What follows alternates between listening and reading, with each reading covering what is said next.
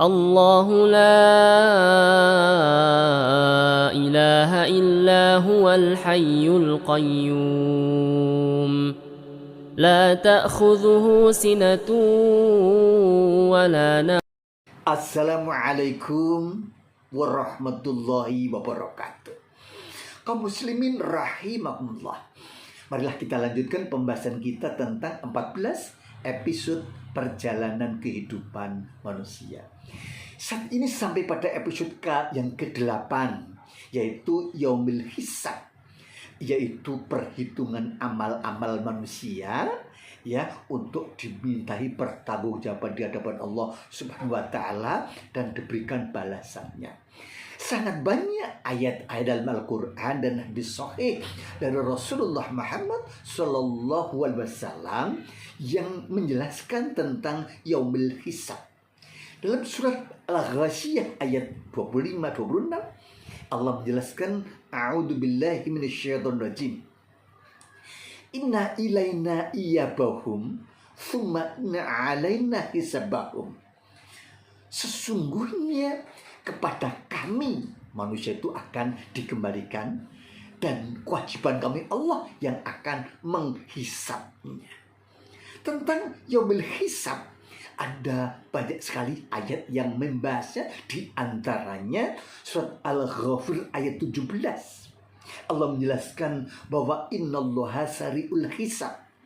Sungguhnya hisab yang dikerjakan oleh Allah itu sangat amat cepat, walaupun yang dihisab itu seluruh manusia, sejak manusia yang pertama sampai manusia yang terakhir, mungkin triliunan jumlahnya. Tapi innallaha sari'ul hisab.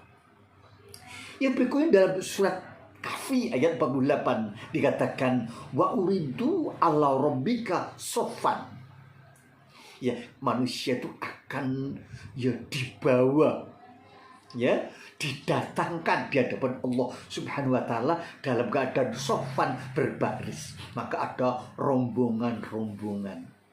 Ada rombongan orang-orang muttaqin, orang-orang yang bertakwa, mukminin, muslimin, muhsinin, mujahidin, mutatohirin, muhajir dan sebagainya.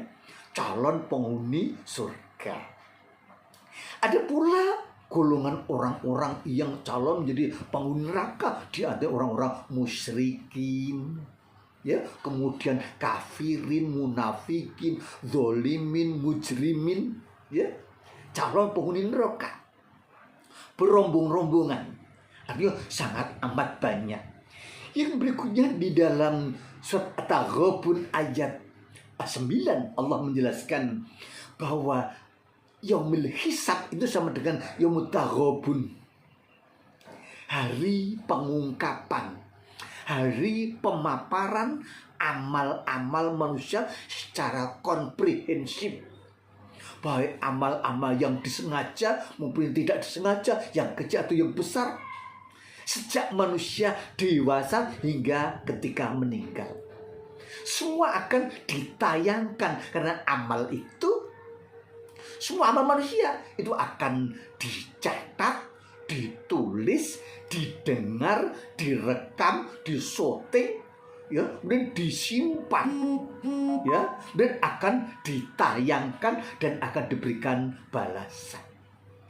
Nah, maka ketika manusia itu besok di Yaumil Hisab diberikan catatan dari masing-masing buku catatannya masing-masing. Dalam surat Al-Kahfi surat ke-18 ayat 49 Allah menjelaskan wa wudi al-kitabu fataral mujrimina musfikina mimma fihi.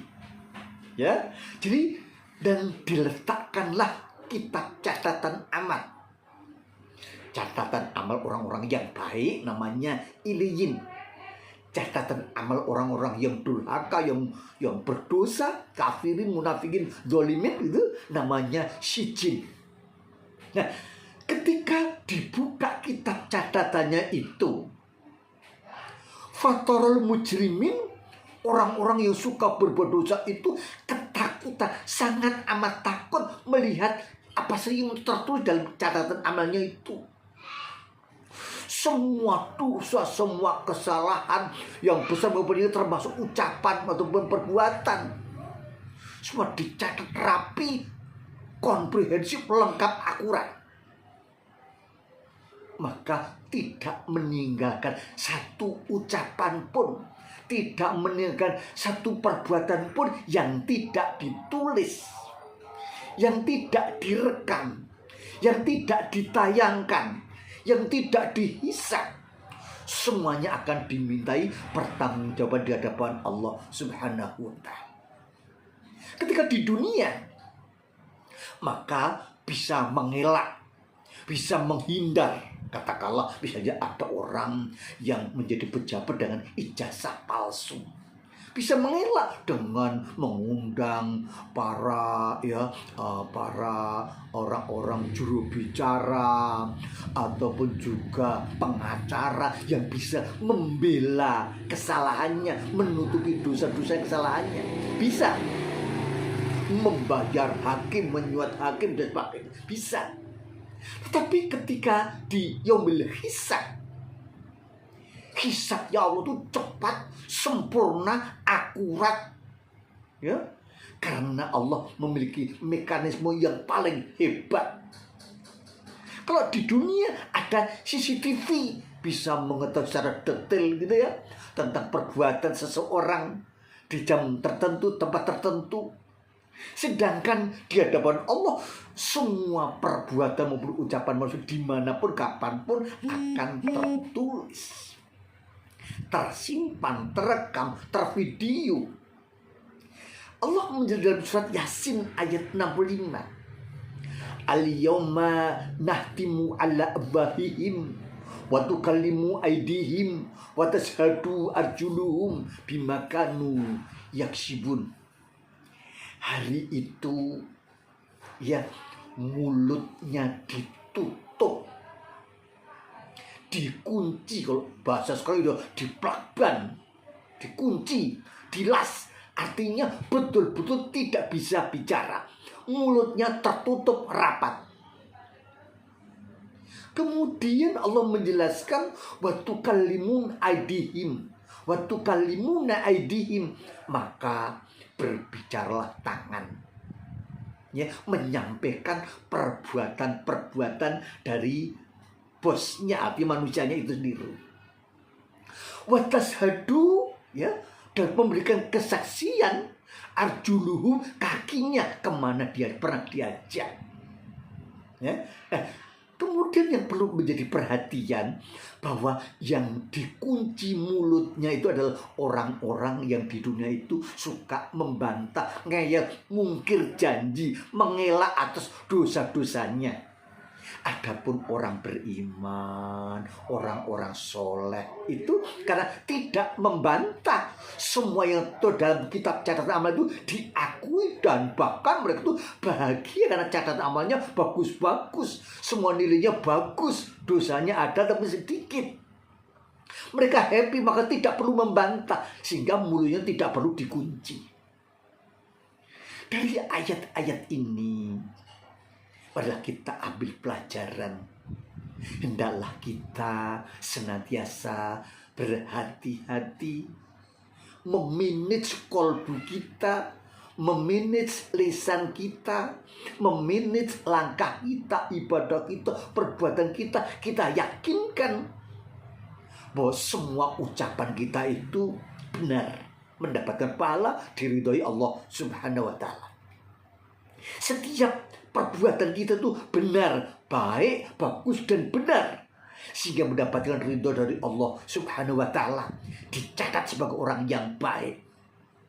Setiap ibadah diyakinkan itu ada tuntunannya sesuai contoh baginda Rasulullah Muhammad Sallallahu Alaihi Wasallam, sehingga tidak menyesal. Maka marilah kita dekatkan diri kita kepada Allah dengan mempelajari Al-Quran dan Sunnah secara istiqomah, kita amalkan mastata'tum, sehingga ketika kita di yaumul hisab, kita melihat catatan amal kita dengan bahagia, dan akan diberikan catatan amal itu dengan tangan kanannya, dan akan berbahagia berseri-seri karena akan mendatangkan, ya, akan diberikan surga.